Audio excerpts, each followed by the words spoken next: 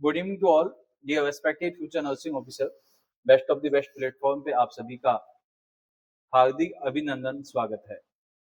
देखिए, आज के सेशन में हम देखने वाले हैं और आज का ये सेशन बड़ा इंपॉर्टेंट होने वाला है आपके लिए, क्योंकि आज जितने भी ट्यूबरक्लोसिस के ट्रीटमेंट में चेंजेस हुए हैं सबको आज अपन डिस्कस करने वाले हैं। क्या क्या चेंजेस हुआ है, कौन कौन से ड्रग को ऐड किया गया है, किसको रिप्लेस किया गया है, तो ये सब चीजें अपन देखेंगे।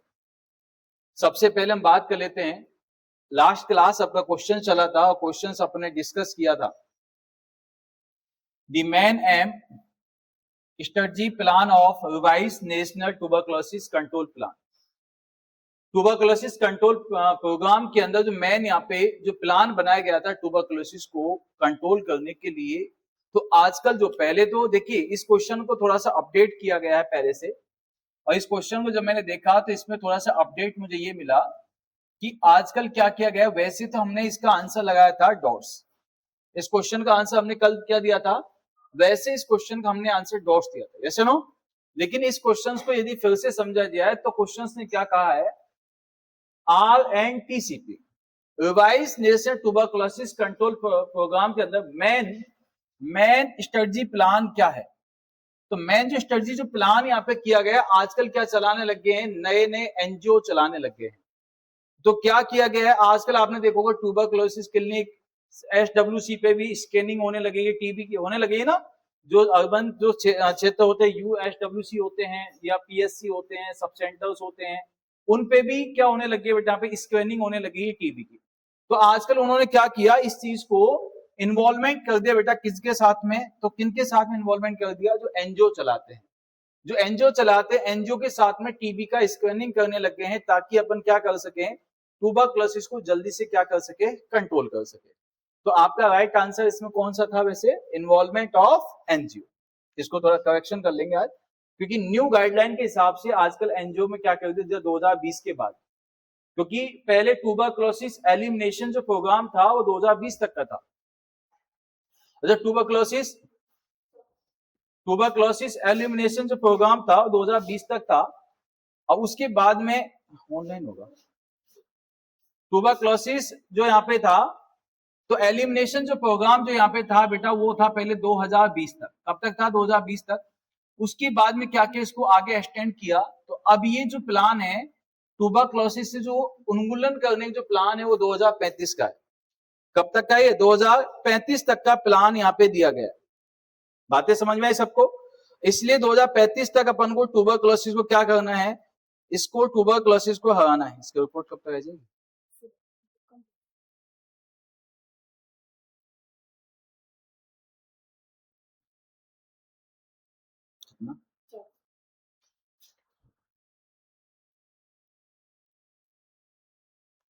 चलो अब आ जाइए नेक्स्ट क्वेश्चन। हाँ, 2035 तक का इसका टारगेट दिया गया। कब तक का दिया गया बेटा, 2020 से इसका टारगेट क्या है, 2035 इसका टारगेट यहाँ पे दिया गया।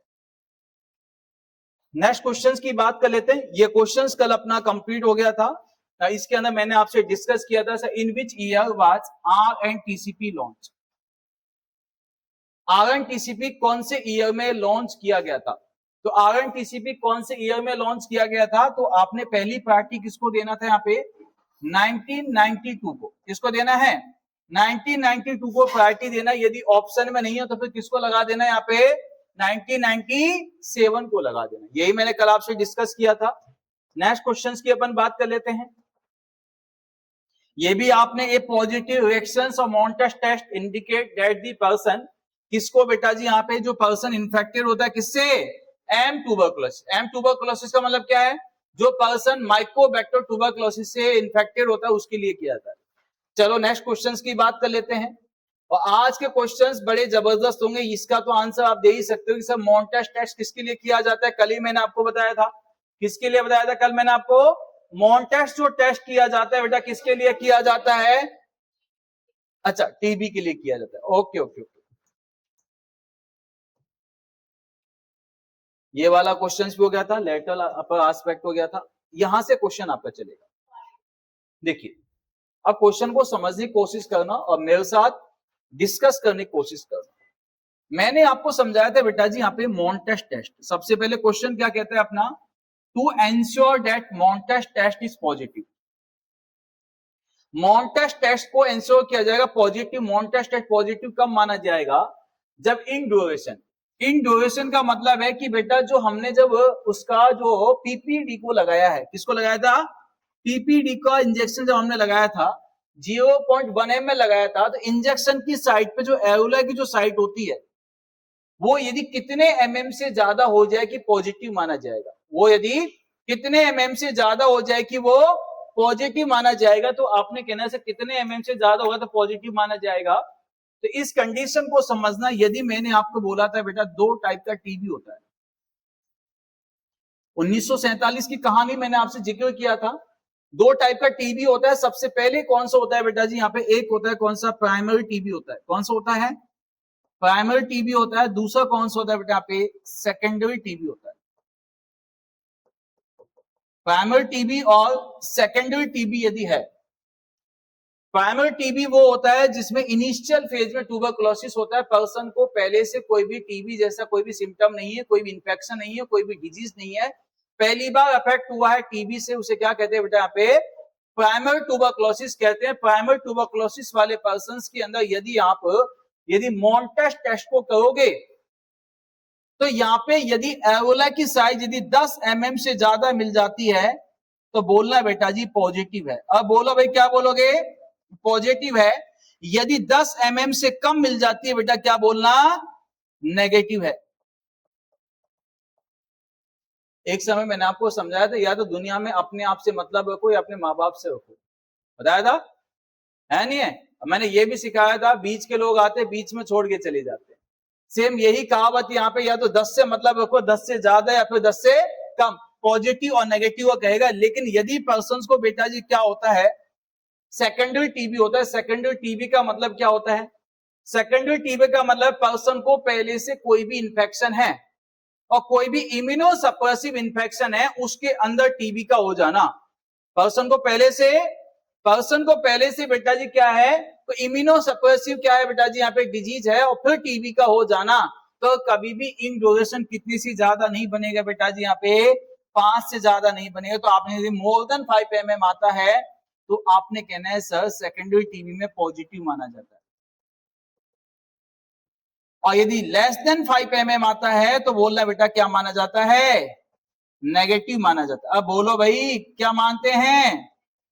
चाय पी के आए हो, ले 5 रुपए खुले हैं, ले जाओ पियो।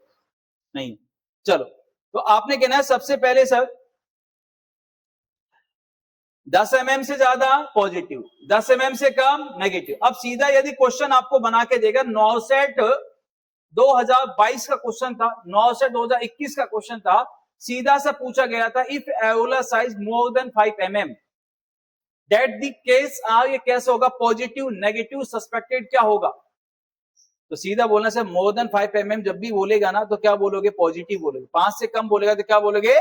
नेगेटिव बोलेगे। चाहे वो प्राइमरी सेकेंडरी कुछ नहीं बोले, आपको सीधा ध्यान रखना है 10 mm से ज्यादा, 10 mm से कम, 5 mm से ज्यादा, 5 mm से कम। बोलो भोलेनाथ की। तुम भोलेनाथ जी का नारा नहीं लगाओगे? हिंदू हो? बोलो राधे राधे। अब आ जाइए बेटा सबसे पहले। अब लेकिन सर कुछ बीच की बातें भी बता दीजिए। जब बीच की बातें जब आती है ना, तो बीच की बातें ये कहती है यदि एरोला की साइज बेटा 6 से लेकर 9 mm है, और समझो भाई समझो, एरोला की साइज जो है, इन ड्यूरेशन की जो साइज है बेटा जी यहाँ पे 6 से लेकर 9 mm है, तो इसमें कोई लेना देना नहीं है। इसको बोलना सर ये तो डाउटफुल है। मैंने क्या बोला था? या तो 10 से ज्यादा या 10 से कम, 5 से ज्यादा 5 से कम, 10 से ज्यादा 10 से कम, 5 से ज्यादा 5 से कम। लेकिन यदि आपसे बोलता है कोई 6 है, 7 है, 8 है, 9 है, तो समझ जाना सर ये होता है डाउटफुल। किस में जाता है ये? किस में जाएगा ये? डाउटफुल में चला जाता है। तो इस कंडीशन में क्या किया जाएगा? डाउटफुल की कंडीशंस के अंदर रिपीट दी टेस्ट किया जाता है, टेस्ट को फिर से रिपीट किया जाता है। इस कंडीशन में टेस्ट को फिर से रिपीट किया। ये कहानी समझ में आई सबको? पक्का? अब आ जाइए क्वेश्चंस। इसका आंसर क्या था? क्या आंसर था इसका? अगर पॉजिटिव पूछा है पॉजिटिव तो कितने से ज्यादा जाएगा, कितने से ज्यादा, मजाक कर रहा हूं मजाक, 10 से ज्यादा बोलना है, 10 से ज्यादा है नहीं है, इतना तो मेरा धर्म बनता है मजाक करने का। नेक्स्ट क्वेश्चन,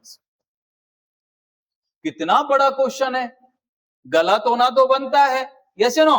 चलो क्वेश्चन को समझते हैं, क्या कहता है sir, a nurse in the out patient clinic, मतलब ओपीडी में आई, ओपीडी में एक नर्स की ड्यूटी है, इवालुएट दी मॉन्टेस्ट टेस्ट, उन्होंने मूल्यांकन किया है किसका बेटा, मॉन्टेस्ट टेस्ट का, patient whose history indicate the she has been treated during the past year for an AIDS. बस आगे पढ़ने की आवश्यकता नहीं होनी चाहिए, इन्होंने क्या बोला है, उसको पास्ट में पहले क्या था, एड्स था। अब एड्स था तो क्या बोलेगा, related infection, the nurse should document there was a positive reactions if was error of induration measuring, मतलब कि इसमें आप उसको पॉजिटिव कब बताओगे, जब उसको पहले से एड्स था, तो एड्स वाले के अंदर इंड्यूरेशन की साइज कितना बनेगी, जल्दी बताइए, 3 mm, 7 mm, 15 mm या कितना बनेगा, 11 mm, A B C D, कितना बनेगा। अब देखो इसमें 5 mm ऑप्शन में नहीं है नहीं है ना, 10 है, तो फिर किसका लगाओगे, फिर 7 को लगा देना। ऐसी कंडीशन में तो आपको ऑप्शन चूज करना पड़ेगा। नेक्स्ट क्वेश्चन चलो, इसमें आप आंसर दे सकते हो, the duration of skin between 6 to 9 mm after tuberculin test, यदि एरोला की साइज कितने बेटा, 6 से 9 के बीच में है, तो क्या बोलोगे, contact with the active tuberculosis patient, ये पेशेंट किसके कांटेक्ट में आ गया बेटा जी, यहाँ पे ट्यूबरकुलोसिस वाले के कांटेक्ट में आ गया है, यस या no. Doubtful for tuberculosis, tuberculosis doubtful हो सकता है, ट्यूबरकुलोसिस पॉजिटिव हो सकता है, नो रिस्क फॉर ट्यूबरकुलोसिस, इसको कोई ट्यूबरकुलोसिस का कोई भी रिस्क नहीं है। 6 से 9 के बीच में आएगा तो क्या आंसर दोगे, क्या बोलोगे, डाउटफुल, क्या बोलना है, डाउटफुल बोलना है, सब बस। The result of Montest test are read after, कितने घंटे के बाद में देखा जाता है, Montest टेस्ट का ड्यूरेशन कितना बताया था, मुनेवाज 70, इतना सीधा आंसर है। अगर मैंने बताया था 48 आवर्स से लेकर 72 आवर्स बताया था, क्या आंसर लगाओगे इसमें, कौन सा लगाओगे, कंफर्मेशन तो 72 पे ही होता है, बिल्कुल सही है साहब जी। नेक्स्ट क्वेश्चन,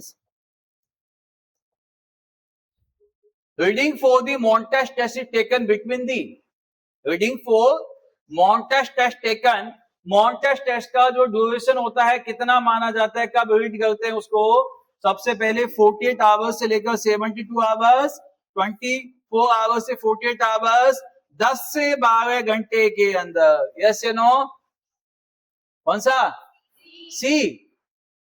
देखो इतना सीधा क्वेश्चन था, इतना सीधा क्वेश्चन गलत कर दिया, हो ही नहीं सकता है गलत हो जाए, बिल्कुल सही है, मैंने अभी बताया 48 आवर्स से लेकर 72 hours. Montest test is an intradermal test for the screening या diagnosis of, Montest test जो किया जाता है किसके, डायग्नोसिस के लिए किया जाता है। हेलो, हाँ जी, नमस्ते, हेलो, हाँ जी, फॉर्म भरना तो बेटा साइबर कैफे पे जाओ, और यदि एंटर का एग्जाम दिया है तो प्रिपरेशन करने के लिए मेरे पास आ जाओ बेटा, मेडिकल कॉलेज गेट नंबर 3 पे आ जाओ, हाँ हाँ, इमरजेंसी के पास है ना, वो बेटा आके ऑफिस में बात करना, हाँ हाँ बेटा, एक बार ऑफिस में आके बात कर लो, क्लास में। चलो किसके लिए किया जाता है मॉन्टेस्ट टेस्ट, किसके लिए, तो सीधा आंसर देना बेटा, किसके लिए, ट्यूबरकुलोसिस के लिए। Next, the route use for Mantoux test, Mantoux test को कौन से रूट से किया जाता है बेटा, ये तो कोई भी आपको आंसर दे देगा, मॉन्टेस्ट टेस्ट को इंट्रा मस्कुलर नहीं किया जाता है। यस। सेकंड आपने कहना है मॉन्टेस टेस्ट को तो इंट्राडर्मली ही किया जाता है, सबक्यूटेनियस नहीं होता है, इंट्रावेनस नहीं होता है। सब बात देखो, ऐसे सीधे सीधे क्वेश्चन है। नेक्स्ट क्वेश्चन, ये वाला क्वेश्चन थोड़ा सा है कमाल का। When administering tuberculin test, the nurse should administer needle angle of, कितने डिग्री के एंगल पे नीडल को इंसर्ट किया जाता है? कितने पे? नीडल को कितने डिग्री के एंगल पे? 15। सबक्यूटेनियस को? सबक्यूटेनियस को 45। इंट्रामस्कुलर? इंट्रामस्कुलर? सबक्यूटेनियस? इंट्रावेनस?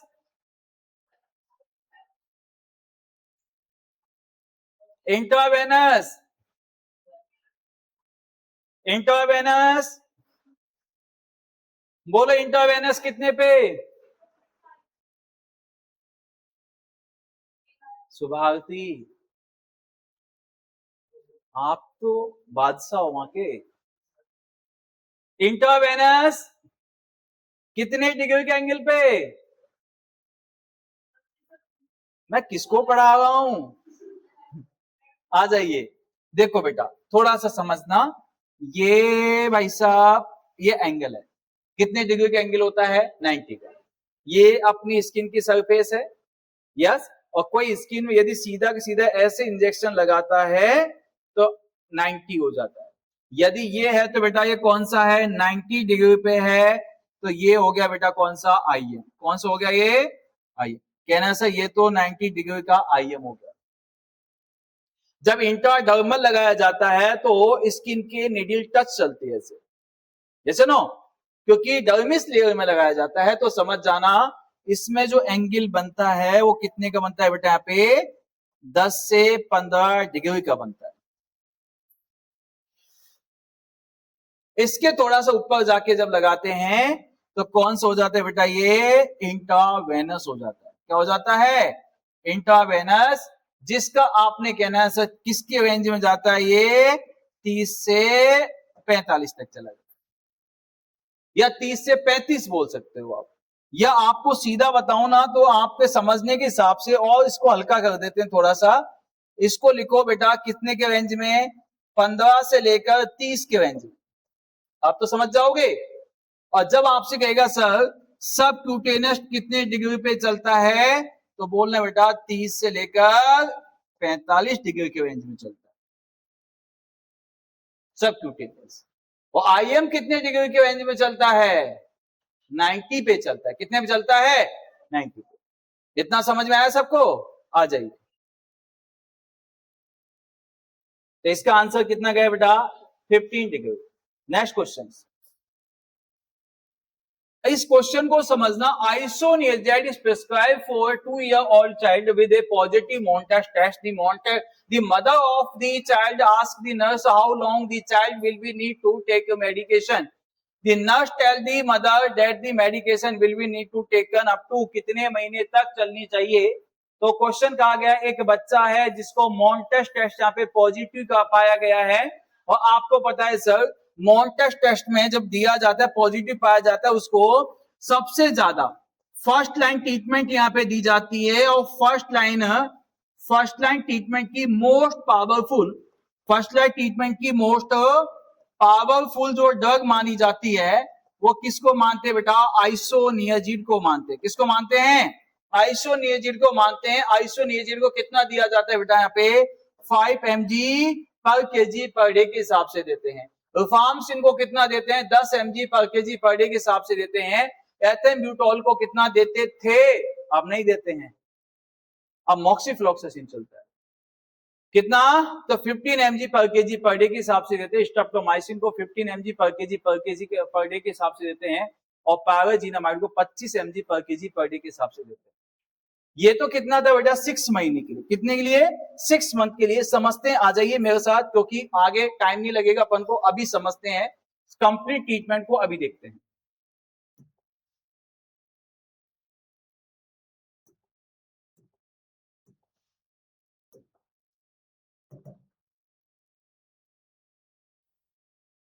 आगे जितने भी क्वेश्चन होंगे सबके आंसर यहां से मिलेंगे आपको।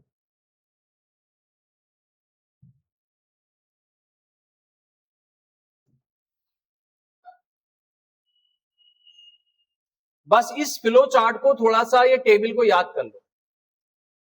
ये छोटी सी टेबल है जो आपको यदि याद हो गई ना तो आपको डरने की आवश्यकता नहीं है। बस आप इस टेबल को थोड़ा सा याद कर लीजिए।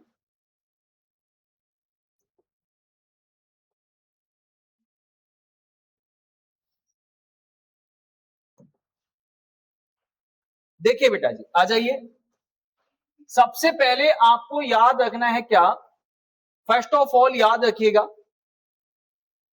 भाई, इतनी बड़ा ट्रीटमेंट आपका ट्यूबरकुलोसिस का चलेगा तो आप यदि सभी ड्रग के नाम लिखने लगे तो आप लिख नहीं पाओगे। तो क्या किया जाएगा, यहाँ पे शॉर्ट फॉर्म में निमोनिक्स याद रखने। क्या याद रखने हैं, शॉर्ट फॉर्म में निमोनिक्स को यहाँ पे याद रखना है।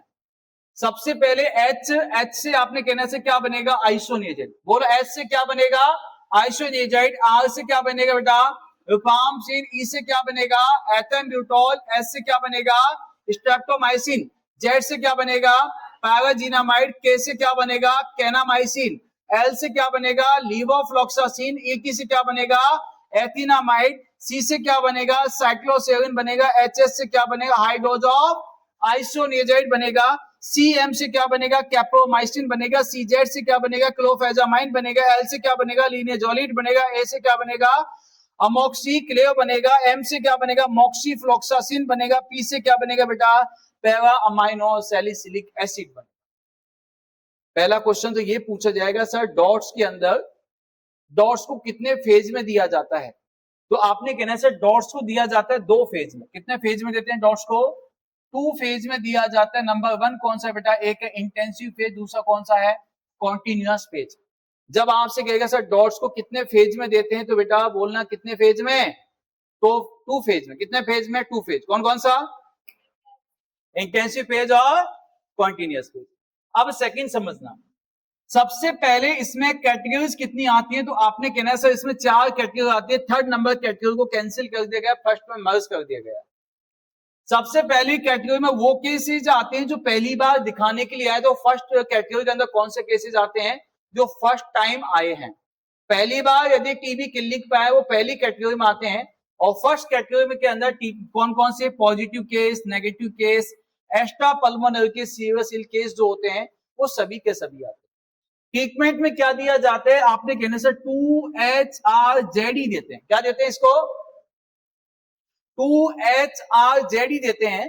और 2HRZD मतलब कि 2 महीने तक देते हैं, अल्टरनेट डे में देते हैं, एक दिन छोड़ के एक दिन देते हैं। ब्रैकेट से पहले वाला महीने को इंडिकेट करता है, ब्रैकेट के बाद वाला किसको इंडिकेट करता है बेटा, एक दिन छोड़ के एक दिन। वीक में कितने दिन देना है, तो 3 दिन। कौन कौन से देते हैं, HRZD, आइसोनियाजाइड, रिफाम्पिसिन, पैराजीनामाइड, एथेनब्यूटोल। उसके बाद में क्या कहते हैं बेटा, 4 महीने तक देते हैं। HR देते हैं 3 अल्टरनेट डे में देते हैं। तो कितना समय के लिए जाएगा बेटा यहाँ पे आइसोनियाजाइड, तो आपने कहना है कितने महीने के लिए, 6 महीने के लिए, according to old guideline. According to old guideline, नई पे चलूंगा अभी, पहले ओल्ड को समझो। तो यहाँ पे सेकंड, यहाँ पे क्या आता है बेटा, कुछ केसेस ऐसे थे जो ट्रीटमेंट हमसे लेके चले गए, और जैसे ही ट्रीटमेंट यहां से लेके गए हैं कभी कभी क्या कर देते थे वो केसेस, मतलब कि थोड़ा इंप्रूवमेंट कम हुआ, वापिस से मेडिकेशन देना पड़े, पुनरावर्तन करना पड़ा। तो बेटा जी यहाँ पे पुनरावर्तन मतलब क्या, रिलैप्सिंग केसेस होते हैं, डिफॉल्टर केसेस होते हैं, या फेलियर केस होते हैं।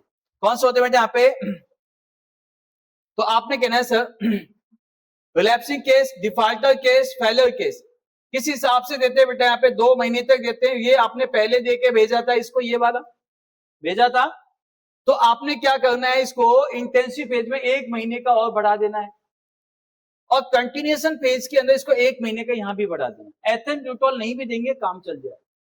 कितने महीने को हो गया बेटा यहाँ पे, तो सेकंड कैटेगरी का ट्रीटमेंट यदि आपसे पूछे तो कितना होता है बेटा, 8 महीने को होता है भाई। 5, 3 और 5 कितने हो गए, 8। इसके बाद थर्ड नंबर कैटेगरी में सेम केसेस थे, सेम ट्रीटमेंट था, सेम ड्यूरेशन था, इस वजह से थर्ड कैटेगरी को किसमें मर्ज कर दिया बेटा, फर्स्ट में। आजकल डॉट्स में कितनी कैटेगरीज आती है बेटा यहाँ पे, 4। नेक्स्ट आपने कहना है 4 नंबर कैटेगरी में कौन से केस आते हैं, multi drug assistant. Multi drug assistant का मतलब है कि आपने कभी पहले उसको पेशेंट को कोई ट्रीटमेंट दिया तो उसका इंप्रूवमेंट नहीं आया। जैसे सबसे पहले आपने उसको रिफार्मसिन दिया, लेकिन रिफार्मसिन के लिए टीबी क्या होगा, असिस्टेंट हो गया। फर्स्ट लाइन ट्रीटमेंट के सिंगल ड्रग के लिए टीबी का असिस्टेंट हो जाना, फर्स्ट लाइन ट्रीटमेंट के सिंगल ड्रग के लिए टीबी का असिस्टेंट हो जाना, उसे मोनो ड्रग असिस्टेंट कहते हैं। 2 या 2 से अधिक ड्रग के लिए क्या हो जाना, असिस्टेंट हो जाना, आइसोनिazid और रिफार्मसिन के लिए उसे मल्टी ड्रग असिस्टेंट कहते हैं। और फर्स्ट लाइन और सेकंड लाइन दोनों के लिए असिस्टेंट हो जाना, उसे क्या कहते हैं यहाँ पे, एक्सटेंसिवली ड्रग असिस्टेंट कहते हैं। 3 टाइप का टीबी होता है।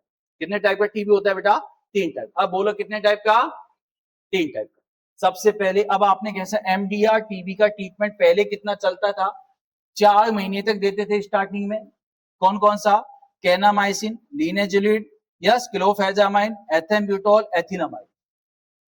12 से 18 महीने तक कौन सी चलती थी, लिनेजुलिड या साइक्लोसेविन, एथेम्ब्यूटोल, एथिनामाइड। 18 से। अब आपसे क्वेश्चन कहेगा सर पहले की ओल्ड गाइडलाइन के हिसाब से जो एमडीआर टीबी का जो ट्रीटमेंट चलता था, मल्टी ड्रग रेसिस्टेंट टीबी का ट्रीटमेंट चलता था, कितने महीने तक होता था, आपने कहना है सर 18 से 24 मंथ तक चलता था। पहले एमडीआर टीबी का ट्रीटमेंट कितने महीने चलता था, 18 से 24 मंथ तक चलता था। इसके बाद में अभी इसको चेंज करके 6 महीने पे लेके आ गए। कैसे लेके आए, ड्रग को चेंज की गई है, आगे बताऊंगा। अब आपने कहना है सर कुछ टीबी ऐसा था जिसमें फर्स्ट लाइन और सेकंड लाइन दोनों के लिए असिस्टेंट हो जाती थी, उसे एक्सटेंसिवली कहते थे, क्रॉस ड्रग असिस्टेंट कहते थे। इसमें 6 से 12 महीने तक हाई डोज ऑफ आइसोनिazid देते थे। सीएम का मतलब क्या है, कैप्रोमाइसिन। सीजेड का मतलब क्या है बेटा, क्लोफेजामाइन। एल का मतलब क्या है, लीवोफ्लॉक्सासिन। ए का मतलब क्या है, अमोक्सिक्लेव। एम का मतलब क्या है, मोक्सीफ्लॉक्सासिन। पी का मतलब क्या है बेटा, पैरामाइनो सैलिसिलिक एसिड। इसी हिसाब से 18 महीने तक क्या देते थे, एचएस, सीजेड, एल, ए, एमपी देते थे। और एक्सटेंसिवली ड्रग रेसिस्टेंट का ट्रीटमेंट कितना होता था बेटा जी, यहाँ पे सीधा बोलना कितना, 24 से 30 महीने का माना जाता था। जब वो पेशेंट को जब ये ट्रीटमेंट चलता था, पेशेंट भी खा खा के परेशान हो जाता था। यस, जब वो खा खा के परेशान हो जाता था, इसी वजह से आजकल 2025 की गाइडलाइन के हिसाब से इस ट्रीटमेंट को थोड़ा सा मॉडिफाई किया गया। और जब मॉडिफाई किया गया, अभी जो मॉडिफाई किया गया वो क्या मॉडिफाई किया गया बेटा, उसमें मॉडिफिकेशन ये किया गया। मॉडिफिकेशन क्या हुआ है, सबसे पहले ध्यान दीजिएगा।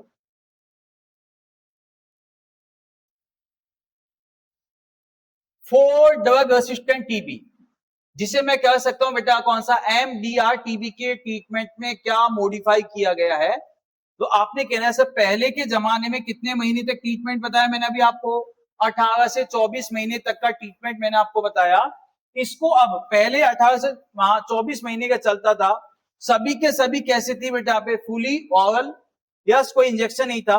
लेकिन अभी जैसे इसको न्यू गाइडलाइन के हिसाब से जब यहाँ पे चेंज किया गया है, न्यू रिकमेंडेड गाइडलाइन के हिसाब से, तो कौन सी देते हैं बेटा जी यहाँ पे, BPALM। क्या देते हैं, BPALM देते हैं। कौन सी देते हैं, BPALM।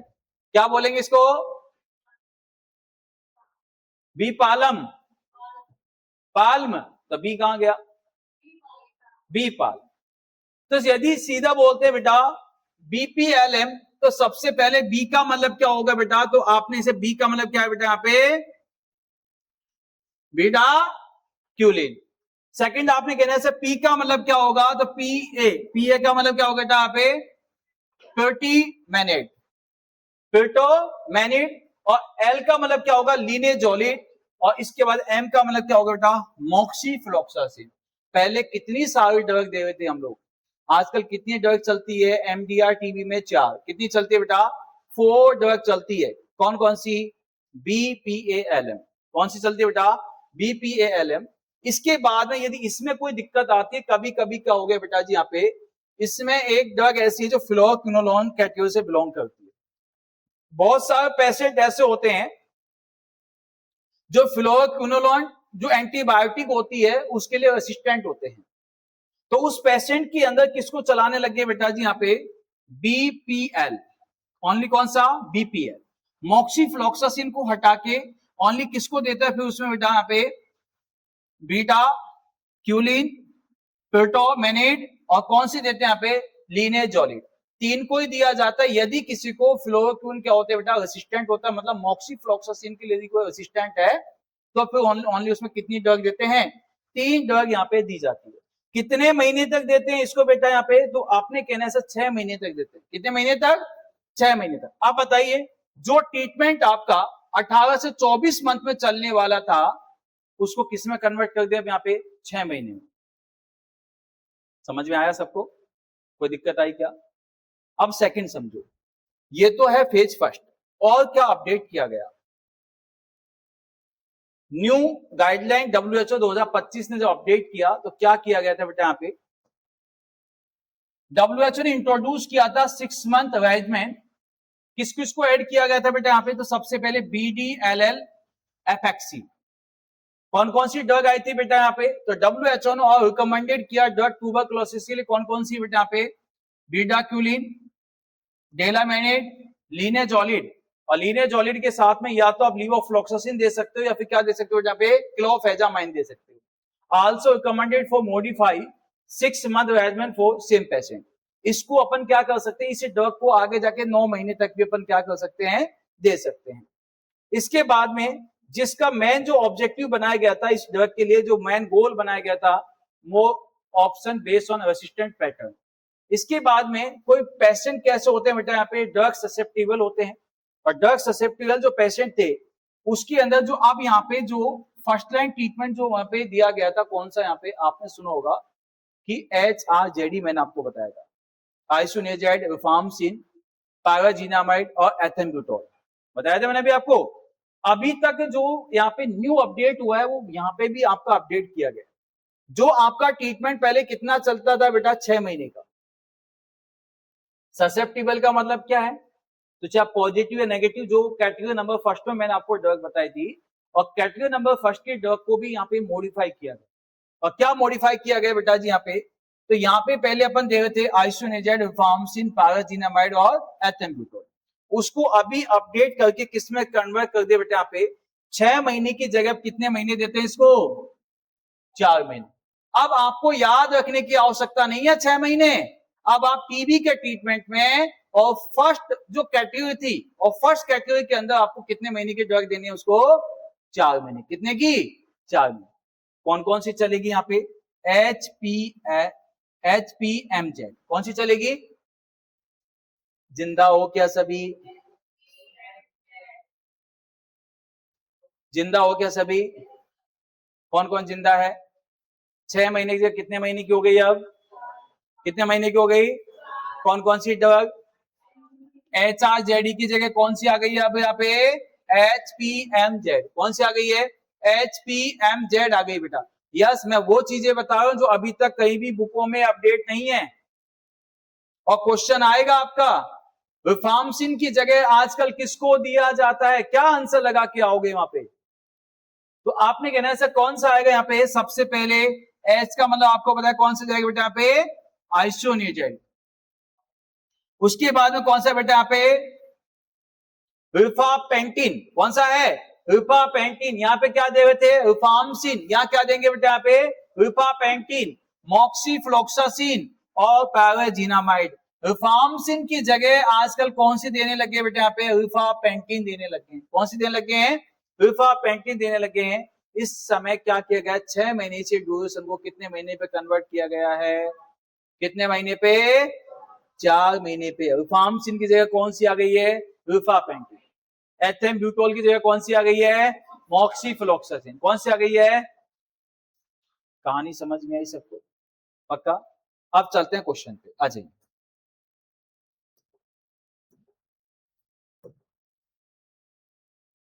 इस क्वेश्चन का आंसर तो आप दे चुके थे, नेक्स्ट क्वेश्चंस की कहानी देखते हैं। दीजिए आंसर जल्दी से। A 5-year-old is a family contact to the client with tuberculosis. Isoniazid has been prescribed for the client. इस क्लाइंट में आइसोनियाजाइड को दिया गया है. The nurse aware that the length of the time that the medication will be taken, मतलब इन्होंने बोला है कि आइसोनियाजाइड को कितने महीने तक दिया जाएगा, yes according to old guideline चला हुआ है, कितना महीने तक, अगर पहली कैटेगरी कितनी थी, एच आर जेडी था, कितना महीने तक, 2 महीने, और एच आर भी था कितने महीने, 4 महीने, कितने हो गए यहाँ पे, अब बोलो भाई कितने महीने, 6 महीने। Next question, all of the following are bactericidal drug except, सभी के सभी बैक्टीरियोसाइडल है, एक को छोड़कर।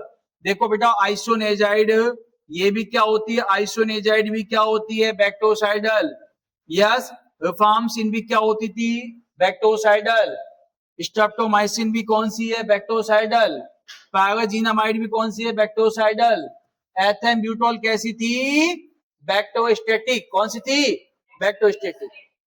जब भी आइसोनेजाइड को दिया जाता है तो आइसोनेजाइड को देने से विटामिन B6 की कमी हो सकती थी, इसलिए आजकल मतलब कि जब भी आइसोनेजाइड को देते हैं तो साथ में किसको देते हैं, विटामिन B6 को देते हैं, ताकि पेरिफेरल न्यूराइटिस होने से बचाया जा सके।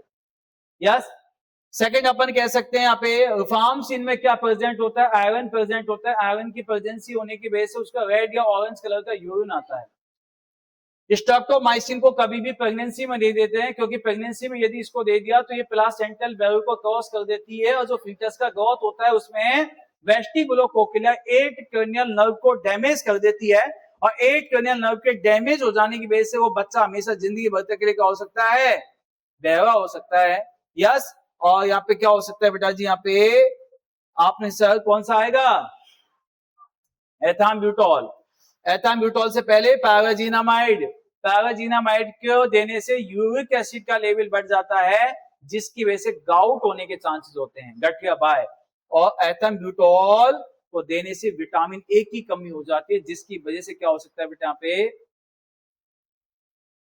विट्रो-ओकुलर न्यूराइटिस हो सकता है। विट्रो-ओकुलर न्यूराइटिस किसको कॉज करता है बेटा, यहाँ पे ब्लाइंडनेस को कॉज कर सकता है, कंजक्टिवाइटिस कॉज कर सकता है। यस आ जाइए, इसका आंसर क्या आता है बेटा जी, यहाँ पे क्या जाएगा, ethambutol. Next question, which of the following anti tubercle drug is bacteriostatic, इनमें से कौन सी एंटी ट्यूबरकल जो ड्रग है बेटा बैक्टीरियोस्टैटिक है, ए रिफार्मसिन, एथेम्ब्यूटोल, आईएनएच और streptomycin, A B C D, A B C D बेटा यहाँ पे which is the right answer, कौन सा बेटा यहाँ पे, बी आंसर। अभी जस्ट मैंने आपको बताया है, सेम अभी मैंने बताया उसी पे फिर से कहानी आ गई आपकी, anti tubercle drug which make the patient non infective earlier stage,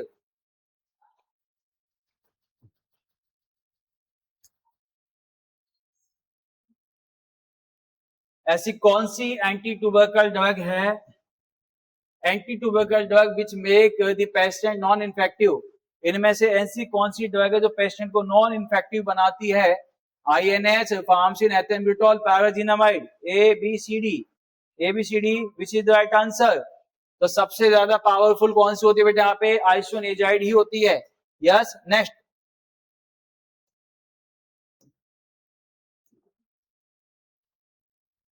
in tuberculosis combination of antimicrobial is used, tuberculosis के अंदर कौन सी एंटी माइक्रोबियल ड्रग का यूज करते हैं, to delay the development of resistant, to reduce toxicity, to broaden antibacterial spectrum,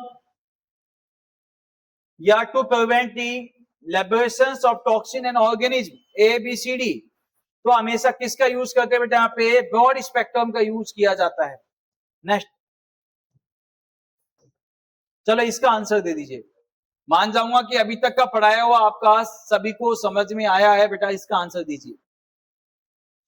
A patient is considered as having multi-drug resistant TB if has resistant to, एक ऐसा patient आप multi drug resistant tuberculosis किसे कहोगे, जब patient को कौन कौन सी drug के लिए पेशेंट रेसिस्टेंट है, कौन कौन से के लिए, रिफार्मसिन और स्ट्रेप्टोमाइसिन, नहीं, आइसोनियाजाइड और पैराजीनामाइड, किस किस के लिए, दिल गवा नहीं देता, चलो इसको भी हटाओ। नेक्स्ट, आइसोनियाजाइड एंड रिफार्मसिन एक और ऑप्शन है अभी तो, आइसोनियाजाइड और स्ट्रेप्टोमाइसिन, कौन सा? तो आपने कहना से मल्टी ड्रग रेसिस्टेंट में तो क्या क्या आता है, आइसोनियाजाइड और रिफार्मसिन आता है। मोनो ड्रग रेसिस्टेंट में ओनली क्या आता है बेटा, रिफार्मसिन आता है। और फर्स्ट लाइन और सेकंड लाइन जब दोनों काम करना बंद कर देती है उसे एक्सटेंसिवली ड्रग रेसिस्टेंट कहा जाता है। कितनी अच्छी बात है, देखो next question, which of these in multi drug resistant tuberculosis, multi drug resistant tuberculosis के लिए कौन सी ड्रग को दिया जाता है? मल्टी ड्रग रेसिस्टेंट ट्यूबरकुलोसिस कौन सी ड्रग को देते हैं? तो आपने कहना सर लीनेजोलिड, किसको देते हैं? अब क्वेश्चन पूछ जाएगा विच is the most powerful drug, which is the most powerful drug for MDR TB, multi drug resistant TB के लिए सबसे ज्यादा पावरफुल ड्रग किसे माना गया है? तो आपने किसको आंसर देना है? लीनेजोलिड को आंसर देना है। फर्स्ट लाइन ट्रीटमेंट में सबसे ज्यादा पावरफुल कौन सी आती है? आइसोनियाजाइड। मल्टी ड्रग रेसिस्टेंट के लिए सबसे पावरफुल कौन सी है? लीनेजोलिड है। कौन सी है? Linezolid. Next question,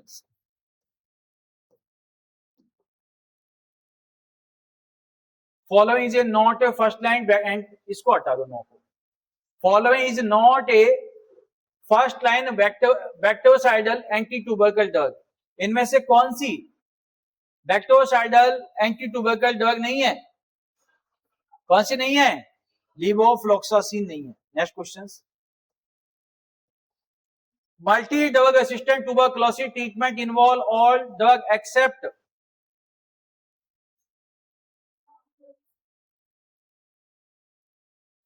multi drug resistant MDR TB tuberculosis treatment involve all drug, सभी ड्रग को इन्वॉल्वमेंट किया जाता है, एक को छोड़कर किसको? Multi drug resistant tuberculosis treatment involve सभी को किया जाता है, एक को छोड़कर।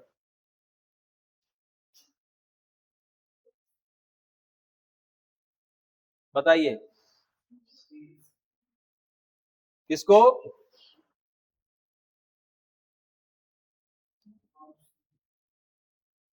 क्वेश्चंस में इसमें अल्टरेशन है, इस क्वेश्चन को स्किप कर दो क्योंकि ये तो सभी फर्स्ट टाइम के नाम दिए हुए हैं और इसके हिसाब से तो कैनामाइसिन आंसर जाना चाहिए। क्या जाना चाहिए? कैनाम है नहीं है, लेकिन इसका क्वेश्चन का लैंग्वेज गलत है, इसको छोड़ दो। नेक्स्ट क्वेश्चन, इस वाले का आंसर दो। Which of the following anti-tubercle medication has the side effect of peripheral neuritis? Peripheral neuritis किसका साइड इफेक्ट होता है? Peripheral neuritis किसका साइड इफेक्ट होता है बेटा? तो आपने कहना है सर peripheral neuritis किसका होता है? आइसोनियाजाइड का, क्योंकि आइसोनियाजाइड को देने की कौन सी विटामिन की कमी हो जाती है? B6 की, और B6 की कमी से क्या हो जाता है बेटा? Peripheral neuritis. Yes,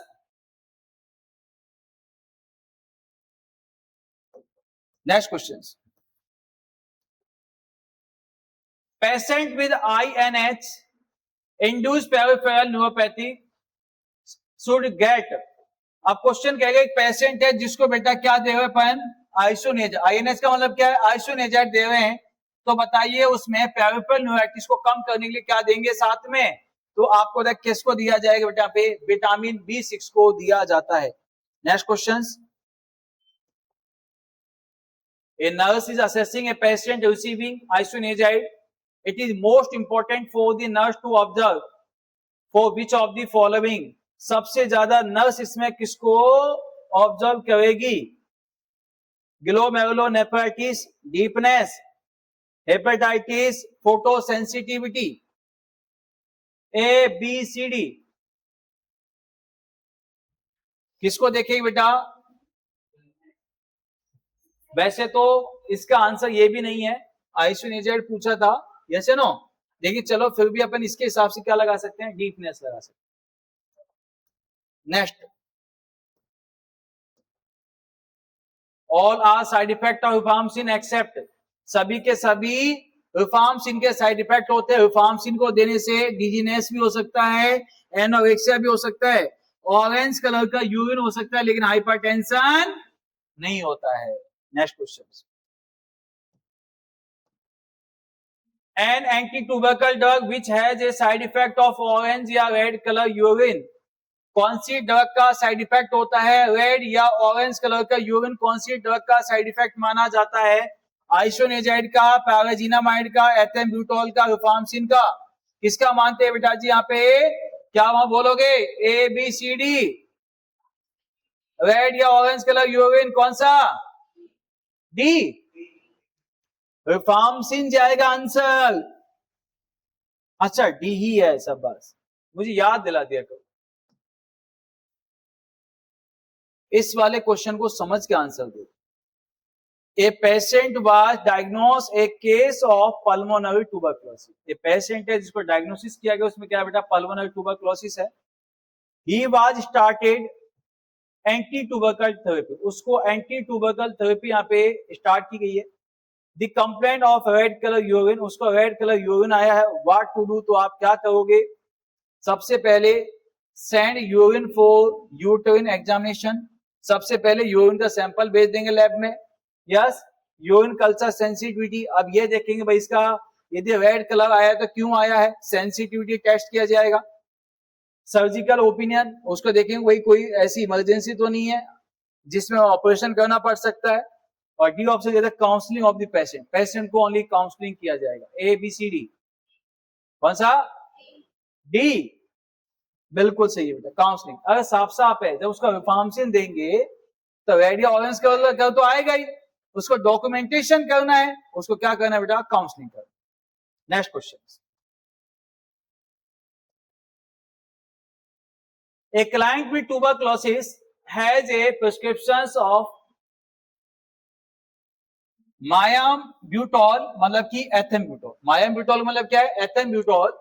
These nurse should tell the client to notify the doctor immediately if a patient notice, मतलब कि जैसे ही आपने पेशेंट को एथेम्ब्यूटोल दिया तो आपको क्या नोटिस करना है कि पेशेंट में क्या दिखाई देगा कि आपने उसको इमीडिएटली नोटिस करना है। गैस्ट्रिक डिस्ट्रेस हो सकता है, चेंज इन बिहेवियरिंग हो सकता है, red discolouration of the body fluid हो सकता है, चेंज इन कलर विजन हो सकता है, चेंज इन कलर विजन हो सकता है। ए बी सी डी, क्या बोलोगे? D, change in colour vision. क्यों? क्योंकि इसमें क्या हो जाता है बेटा? विट्रो ऑक्यूलर न्यूरेटिक हो जाता है। विट्रो ऑक्यूलर न्यूरेटिक के होने की वजह से क्या हो जाता है? कलर विजन चेंज हो जाता है। Next question.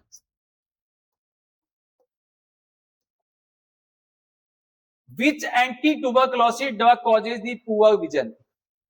ऐसी कौन सी ड्रग है जिसको देने से आंखों की रोशनी कम हो जाती है? तो कौन किसको देने से हो जाती है बेटा? स्ट्रेप्टो नहीं, एथेम्ब्यूटोल से होती है। अब देखो ये कोई क्वेश्चन में पढ़ाने के हैं क्या? है तभी तो पढ़ा रहा हूं। आ जाइए।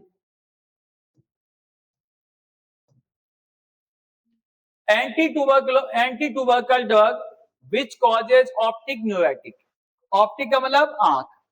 तो ऐसी कौन सी है बेटा जी यहाँ पे जो ऑप्टिक न्यूरेटिक कॉज करती है? सीधा बोलना कौन सा है बेटा यहाँ पे? पैराजीनामाइड, रिफार्मसिन, कौन सा? अच्छा इथाम्ब्यूटोल, सब बस।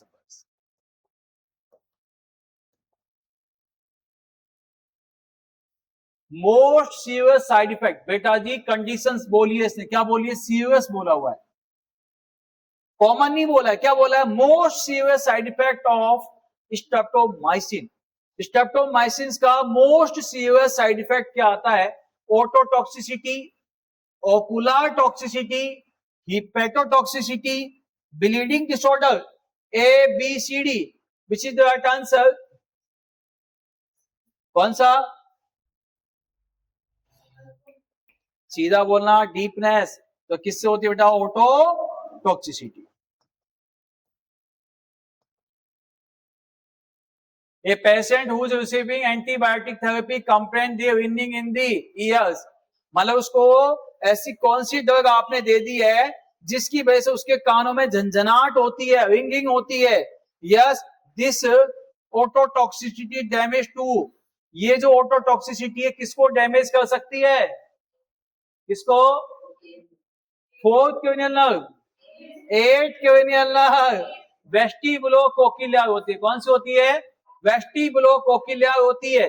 जो हियरिंग में हेल्प करते, यदि ये डैमेज हो गए तो बेटा ऊंचा सुनने लग जाता है इंसान। Next question, streptomycin use in treatment of infection, the nurse should observe for. Streptomycin use in treatment, तो नर्स क्या ऑब्जर्व करेगी? Agranulocytosis, oedema specially on face, impairment of the hearing. Streptomycin है, सीधा सीधा लिंक किससे जाएगा बेटा? यहाँ पे हियरिंग से इसका लिंक हो जाएगा। Yes, next question, a 30-year-old pregnant woman is diagnosed with pulmonary TB. Which of the following anti-tubercle drug not to be given? सीधा सी बात है भाई साहब, प्रेगनेंसी के समय कौन सी ड्रग को नहीं देते हैं? और कौन सी एंटी ट्यूबरकल ड्रग को कॉन्ट्रा इंडिकेटेड माना गया प्रेगनेंसी के अंदर? बोलो भाई बोलो, जिंदा हो। किसको? स्ट्रेप्टोमाइसिन। बिल्कुल सही है साहब, स्ट्रेप्टोमाइसिन।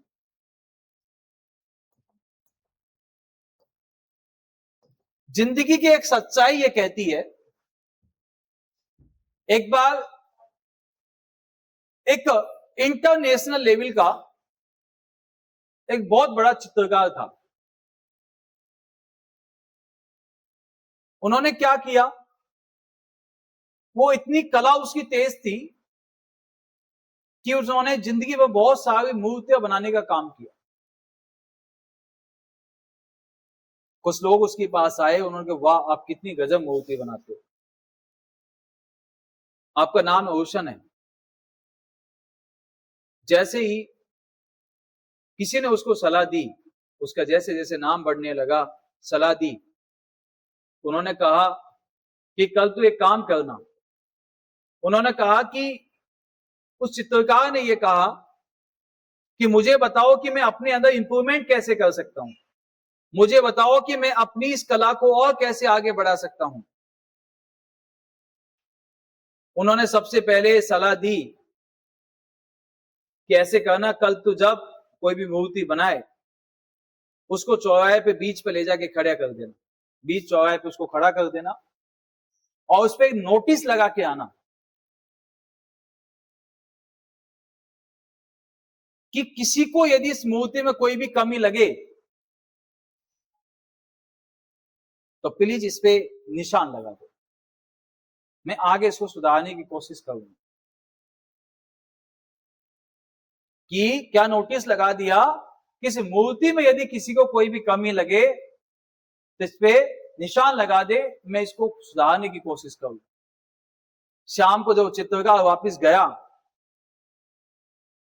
शाम को जब वो चित्रकार वापस उसको देखने के लिए गया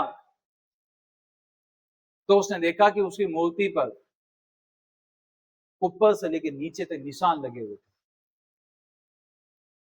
जिस हिसाब से उसने उसको खड़ा किया था वो ऐसी शाम तक नहीं बची थी, लोगों ने इतने निशान लगा दिए थे।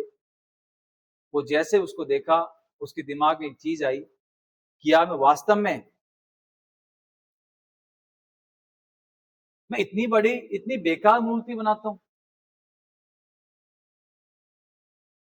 कि लोगों ने इसमें निशान ही निशान लगा दिए। वो बड़ा दुखी हुआ, परेशान हुआ और अपने आप पे शक करने लगा। उसने यह सोचा कि आज के बाद तो मूर्ति बनाना ही बंद कर दूं। अगला दिन उसने कुछ भी नहीं किया। कुछ लोग उसके पास आए, भाई साहब आज आप काम नहीं कर रहे हो, क्या हुआ, क्या ऐसे ऐसे बात है?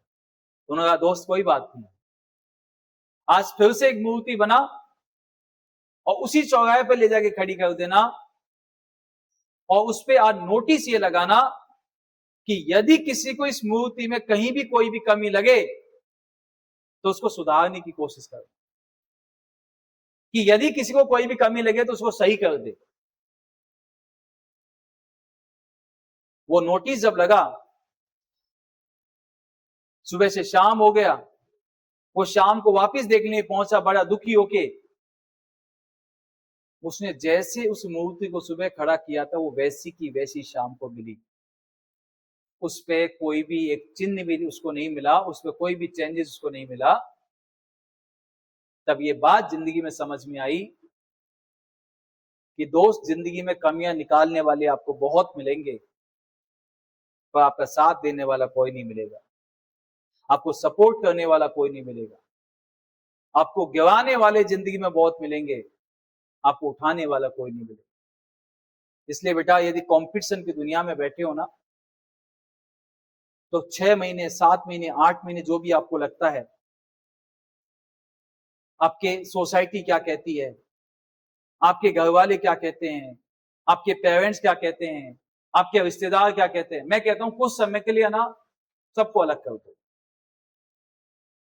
जिंदगी में कामयाब होना है ना, तो सबसे पहले अपने रिश्तेदारों को यह मत बता देना कि आप कंपटीशन की कोचिंग करने के लिए कहीं बैठे हो। यदि आपने ये बता दिया तो जब जब कोई एग्जाम होगा ना, चाहे आपने फॉर्म फिल नहीं किया, सबसे पहले फोन उनका ये आएगा, तेरा सिलेक्शन हो गया क्या? आप लोग नहीं जी, मैंने तो फॉर्म फिल नहीं किया। अरे यार, फलाने इंसान का हो गया। वो तुम्हें और गिराने की कोशिश करेंगे। इसलिए बेटा, साइलेंट मोड में पढ़ाई करो, पता मत लगने दो, हताश नहीं होना जिंदगी में कभी भी। जिंदगी का असली मूल मंत्र यही कहता है कि यदि आप किसी के लिए जितना ज्यादा इमोशंस में जाओगे ना, उतने ही ज्यादा आपके ऊपर अत्याचार किए जाएंगे। आपको सिर्फ और सिर्फ खुद पे सेल्फ कॉन्फिडेंस होना चाहिए, विश्वास होना चाहिए। और 6 महीने के लिए जो आपके 2026 का जो एंडिंग है, वहां तक के लिए चुपचाप अपने डेस्टिनेशन के लिए लगे हुए। कोई कमियां बताता है, बताने दो। आपको पता है कमियां बताने के लिए बहुत है, सुधारने के लिए जिंदगी में कोई नहीं। आपका प्लान आपके साथ सेट होना चाहिए, आपका किस हिसाब से आपको चलना है ये आपको फिक्स होना चाहिए। आप जैसे रूम लेके रहते हो, कोई कैसे रहता है, रहते हो ना, हर महीने, हर 15 दिन में यदि माँ बाप को शक्ल दिखाओगे ना, तो आपके माँ बाप आपकी वैल्यू कभी नहीं करेंगे। आपके माँ बाप आपकी वैल्यू कभी नहीं करेंगे। आप 1 महीने में जाओ, थोड़ी रेस्पेक्ट होगी। मैं कहता हूं 6 महीने तक उनको शक्ल मत दिखाओ और सिलेक्शन लेके जाओ, ढोल बजा देंगे वो आपके लिए। मैं जब आता जाता हूं ना, तो मेरा जो रेलवे स्टेशन है, जब मैं गुजरात जाता हूं मेरठ से, तो रेलवे स्टेशन से मेरा घर 30 किलोमीटर बच जाता है। कभी घर वालों को ये नहीं कहता हूं कि मैं अहमदाबाद से इधर जा रहा हूं, कहेगी आजा बेटा, नहीं, क्यों जाऊं, रेस्पेक्ट पानी है ना, कुछ इंतजार करा के जाओ, जिंदगी का मजा ही कुछ आएगा। ज्यादा दिन के लिए मत जाओ कभी भी।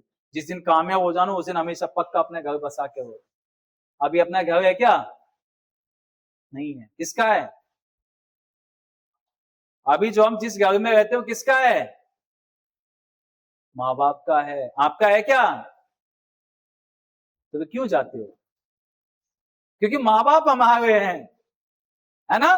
क्या प्रूफ है आपके पास कि माँ बाप आपके हैं? कल को यदि मम्मी पापा आपसे यूं कहते तू मेरा बेटा ही नहीं है, हैं?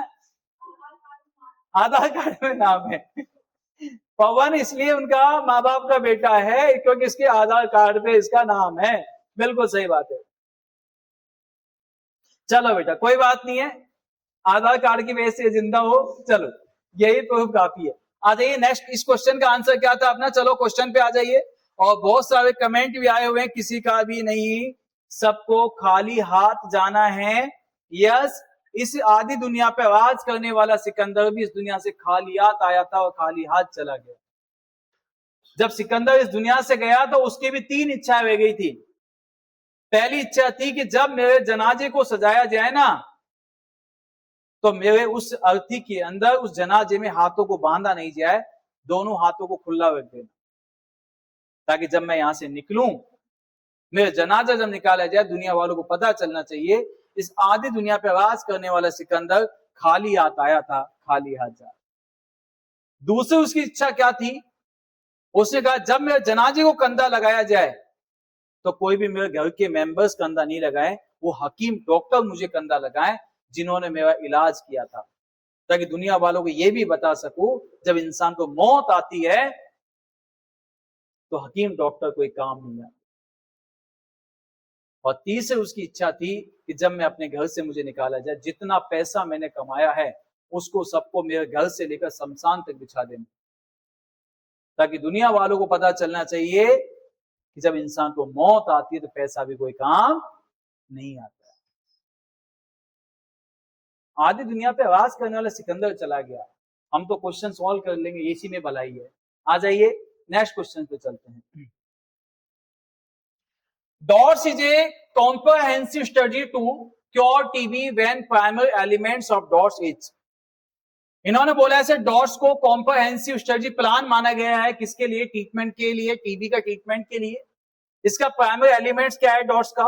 स्पुटम माइक्रोस्कोपिक सर्विसेज है, regular drug supply to patient है, या patient worker council and observe the patient swallow each anti medication monitor process until cure political will in term of man power. देखो मैंने आपको एक चीज समझाई थी, डॉर्स का ही काम क्या बेटा, इसका नाम में इसका एक क्वेश्चन का आंसर छुपा हुआ है। मैंने आपको क्या बोला था बेटा जी? Direct observation treatment short course therapy. तो मतलब कि जो ट्रीटमेंट दिया जाता है डॉर्स के अंदर, उसको बेटा जी क्या करना चाहिए? हमेशा ऑब्जर्वेशन में दिया जाता है। जब तक उसकी वो मेडिकेशन खत्म नहीं हो जाती, जब तक उसको नहीं देते हैं, जब तक वो इसको शैलो नहीं कर लेता, निगल नहीं कर लेता, जब तक उसके पास में रहते हैं, मतलब उसको कैसे दिया जाता है बेटा? ऑब्जर्वेशन में दिया जाता है। हेल्थ केयर वर्कर उसको ऑब्जर्वेशन में रख के देता है। यही इस कहानी इसमें बताई गई। नेक्स्ट क्वेश्चन, बोलो राधे, जल्दी बोलो, इस क्वेश्चन का आंसर दीजिए। सब आपने सारे ब्रह्मांड का ज्ञान दे दिया, हम मुक्ति क्या कह रहे बेटा? हम मुक्त हो गए। बहुत बढ़िया बेटा। Abhishek, all the drug are give orally under DOTS program except. सभी के सभी ड्रग को डॉट्स में दिया जाता है, सिर्फ एक को छोड़कर। डॉट्स में सभी को देते हैं, सिर्फ एक को छोड़कर। सबसे पहले आइसोनिजाइड को डॉट्स में देते हैं क्या? बिल्कुल देते हैं साहब। रिफाम्सिन को देते हैं, एथेम्ब्यूटॉल को देते थे, डॉट्स में तो आई थी। क्या मैंने कभी आपको वियोमाइसिन बोला? नहीं बोला। यही आंसर है, तो फिर क्या दिक्कत है? चलो चलो लगा दीजिए आंसर। कौन सा आंसर जाएगा?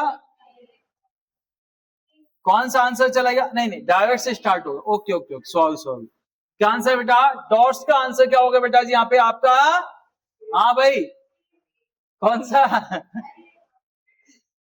अरे बेटा स्कीम नहीं होती है, क्या होती है? शॉर्ट कोर्स होता है। Yes, next question. According to WHO, the most cost-effective way to stop the spread of TB in communities with a high incidence by curing it, the best curative methods for TB is known as DOTS. One of these components, standard treatment regimen, directly the 18-month observed by healthcare workers. Patient will buy the drug. Case detection by sputum smear microscopy. Health for all. Those are AIDS के according. A, B, C, D. Which is the right answer? जल्दी से answer दीजिएगा।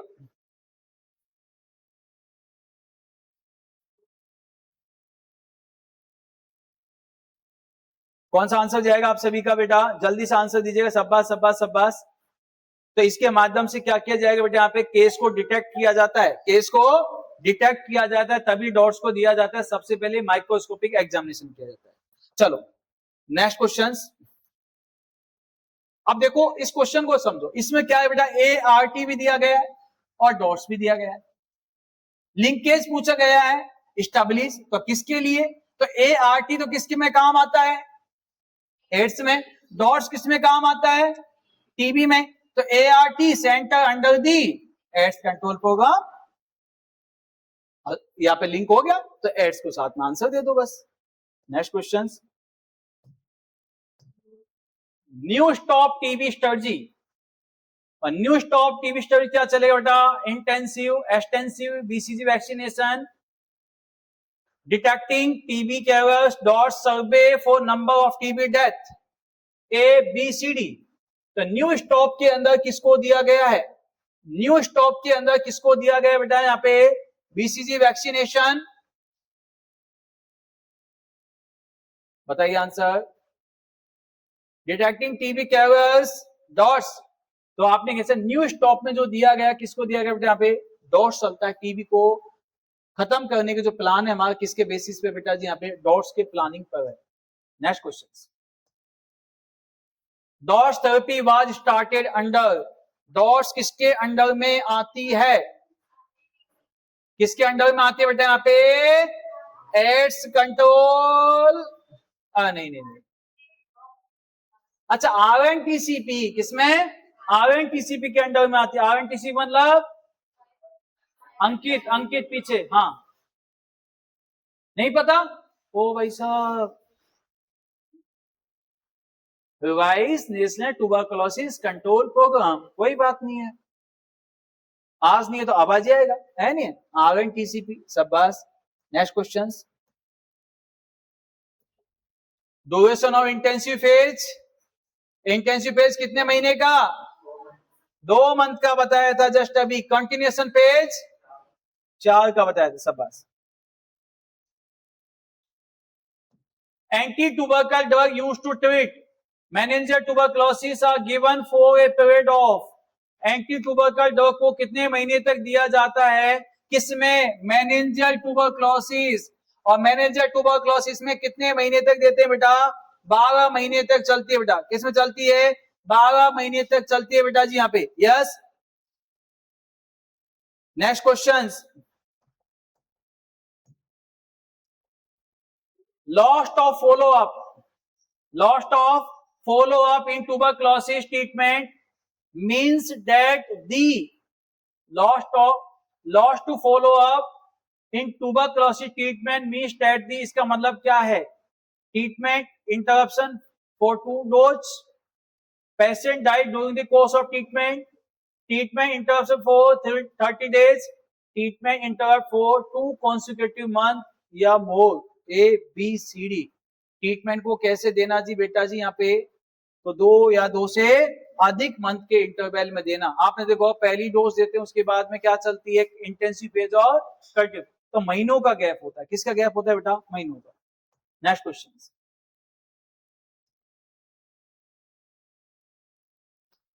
मे भी हो सकता है आज का सेकंड लास्ट क्वेश्चन हो सकता है ये, या फिर लास्ट हो सकता है। An adult client with tuberculosis ask the nurse if she need to follow any special diet, which suggestion would be most appropriate for the nurse to give। मतलब कि ट्यूबरकुलोसिस का पेशेंट है, ट्यूबरकुलोसिस वाले patient को कौन सी diet दी जाती है, तो सीधा कहना सर कौन सी देते हैं, ईट फ्रिक्वेंट स्मॉल और हाई कैलोरी डाइट, कौन सी डाइट देते हैं उसको, हाई कैलोरी डाइट यहाँ पे बेटा जी दी जाती है।